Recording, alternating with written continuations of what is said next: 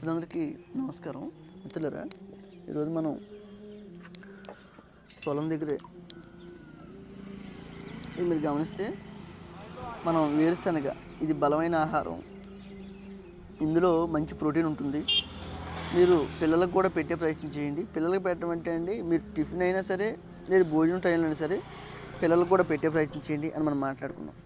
నేనండి నిన్న ఉదయాన్నే ఇవి నానబెట్టడం, ఉదయాన్నే నానబెట్టిన తర్వాత రాత్రి పూర్తిగా నీళ్ళు తీసేసేయడం, ఈరోజు ఉదయం ఎసరు పెట్టేసేసి ఇవి ఉడకబెట్టుకోవడం కూడా జరుగుతుంది. ఇక్కడ మీరు గమనిస్తే ఇందులో ఉప్పేసే కార్యక్రమం ఏదైతే ఉందో, ఈ శాంతం ఉడికిపోయిన తర్వాత దీన్ని పక్కన పెట్టిన తర్వాత ఉప్పు వేయాలి తప్ప ముందే వేస్తే ఏదైతే గింజలు ఉన్నాయో గిట్స్ మారిపోతాయండి, ఉడకవు. అందుకనే మీరు మామూలు నీళ్ళలో ఉండి ఉప్పు నీళ్ళలో ఉండిన దానికి మీరు తేడా చూసి ప్రయత్నం చేయండి. ఉప్పు నీళ్ళలో వేస్తే గిట్స్ మారిపోతుంది, మామూలు నీళ్ళలో వేస్తే ఏదైతే గింజలు ఉన్నాయో అవి ఉడికే ప్రయత్నం చేస్తాయి.